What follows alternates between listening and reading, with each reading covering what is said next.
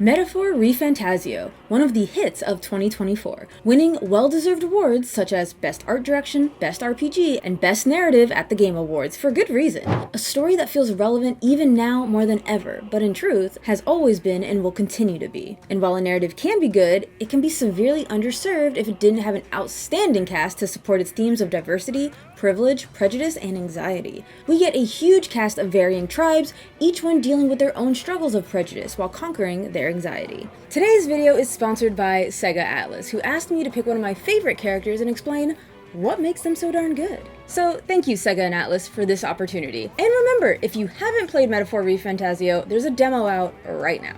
And before we dive in, be sure to like and subscribe because I'm on the road to 60k. Oh, and fair warning, this video will include STROHL bonding spoilers. You've been warned. I just love STROHL, from the superficial means like his looks, his voice, but more importantly, his strong character. I really do feel like he takes charge on a lot of things, and I'm like, hey yo, is STROHL the main character, or?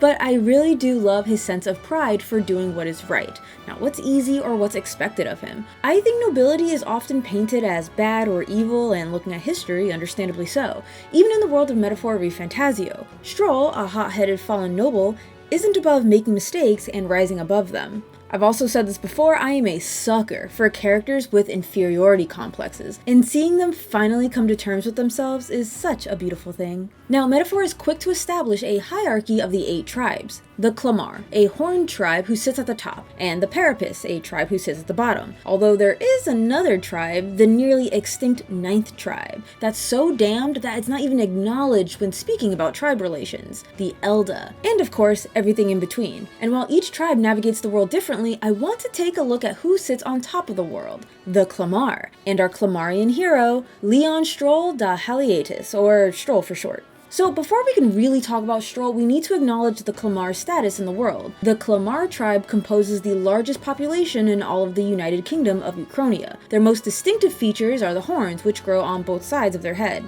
The current royal family are Clamar, and members of this tribe hold a majority of important positions within the government, leading many Clamars to internalize the belief that they are the kingdom's most preeminent tribe. With this in mind, we meet STROHL during a state army recruitment. We overhear his interview with a man named Captain Klinger, a pompous man who sells himself as an accomplished man of the army. The captain taunts STROHL, seeing how he's of noble blood, calling into question why he was applying to be a part of some lowly army in the first place. STROHL immediately counters with lineage being a strange measure for a soldier's worth. He's here, and he's enlisting. He doesn't need this old fart to tell him that it's strange for a noble to be interested in frontline work. This is a defining moment for STROHL, as the moment you put in the disc of the game, you have the main villain, Louis, monologuing his disappointment of the kingdom and nobility. Louis takes the life of the king and stirs unrest in the kingdom. Right away, the player gets a sense of corruption of Uchronia's nobility. STROHL, however, is a Clamarian noble enlisting.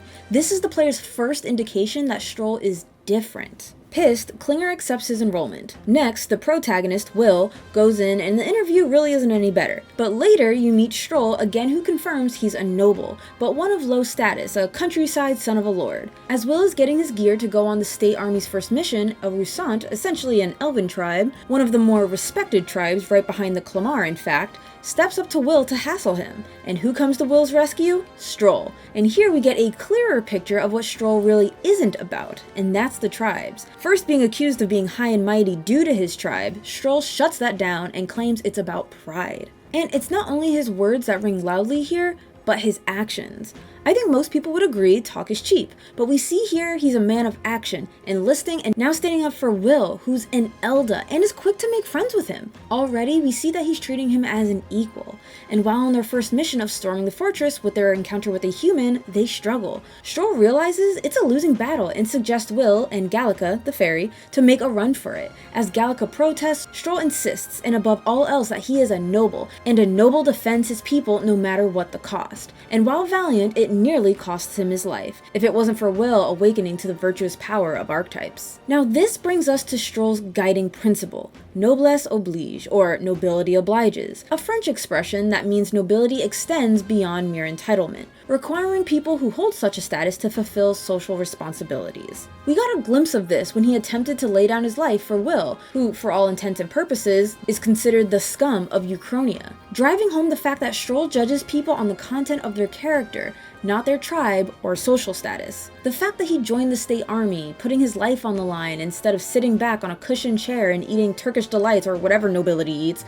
he has a passion to serve as a man of status rather than to be served. This is further shown by his awakening, confronting Captain Klinger about his homeland, Halia. A human attacked, Halia sent their fastest riders, yet nobody came to save them. And that was on purpose. Captain Klinger deliberately didn't send men to aid Halia to show the devastation of humans. And this was done on Luis's orders. STROHL's parents evacuated as many of their people as they could and lost their lives in the process. Naturally, this revelation sets STROHL off. He hates that in the real world, where leaders abandon their people and innocent die by their scorn. Leaders protect themselves and not their people. He gives a rousing speech to whom I believe are the people of Halia, shouting that he's the last of his house and noble bloodline and will bring down the nobility that failed him and his small home of Halia. And here we see him becoming the noble he's destined to be. This stands in marked contrast to Klinger, whom he immediately swears to kill. Klinger serves as STROHL's ideological foil.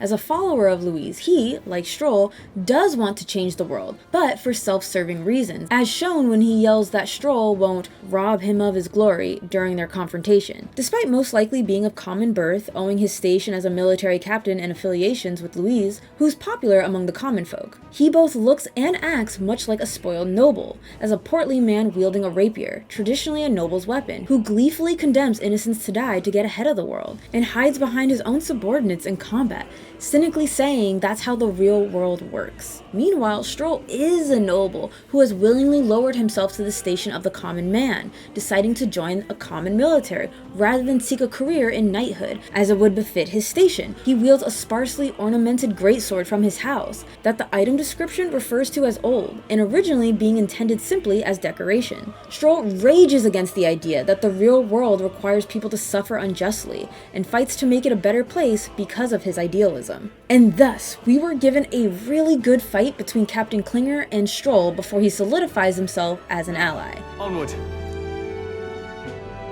The proud noble, STROHL. Through the journey, STROHL's always down to help those in need, but I want to zoom in on his bond, essentially a series of cutscenes that go through a character's personal journey forward, and how it plays into Noblesse Oblige, and shines a light on what it means to be a noble. STROHL's bond is about helping the people who escaped the tragedy of Halia, and trying to live up to his parents' legacy. During his bond, he struggles with feelings of inadequacy. The people of Halia compare him to his parents, who were respected and loved by their subjects and were always working to the benefit of their people. STROHL recounts himself as an ignorant and spoiled child, cared for by servants, and has regrets of how he treated them. And this self-image persists into the present day. Throughout his bond, he often speaks poorly of himself, and feels unworthy of his parents' trust and affection. However, we the players and Will see every action he's done counteracts his accounts of himself. STROHL is self-sacrificing and an egalitarian. Friends of his father and even Will constantly mention how similar STROHL is to his father, yet STROHL is the only one not to see it. He meets with an old retainer, and it ends with him wanting to get housing for his people, even with little to his name. He speaks to another nobleman, Hydron, who has vacant land,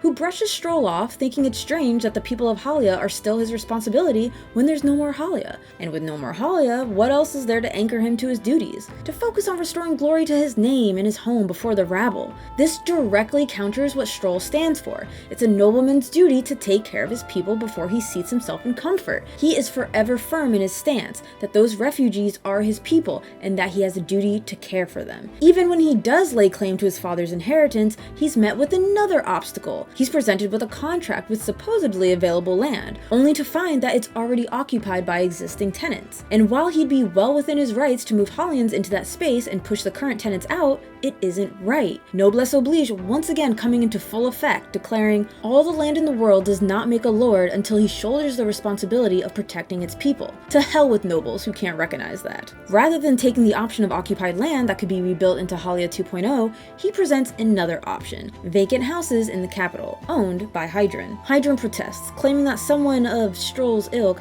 would not have the money to buy real estate in the capital. But STROHL comes well prepared, already knowing the going market rate, and uses Will's position as a popular candidate in the royal selection as leverage to ensure that Hydran doesn't attempt to overcharge him, and secures lodging for all his people, at the cost of all of his inheritance. The people of Halia are grateful, and here we see something truly unique: the breaking of STROHL's noblesse oblige. Not as Captain Klinger, the people serve me, but rather because I want to do it. Because he wants to help people, because he's a good person. Back at the start, before facing the first human, remember, STROHL admits having doubts that they would end up saving anyone at this point. But it's the noble thing to do, and he's gonna do it. Versus his evolved belief of it having nothing to do with title or status. It's just the right thing. At the end of his bond, STROHL reconciles his personal desire to help people irrespective of his status and his pride as a noble, while finally coming to terms with his parents' love for him, and that they were good people before they were nobles, just as he is. Not only is he like his parents in kindness, but strategic planning. Just as his parents planned out the inheritance and the people of Halia meeting at the capital, Grand Trad, just as STROHL planned for Hydran's deceptive ways. A nobleman is a shield in his people's hands, durable enough to protect them, but light enough to carry. Else what value does he have? STROHL's parents. STROHL's character takes us through a journey of what nobility means. Not a lavish lifestyle, but how to serve and protect. But STROHL isn't the only stellar character in Metaphor Fantazio, and if you want to hear more about them, click the top box for more Metaphor Fantazio. And don't forget, there's a demo live right now. And of course, be sure to check out my coverage of other Atlas titles, one of my favorites being SMT4. Otherwise, thank you so much for watching, be sure to like and subscribe and join the Patreon, and until next time, mwah!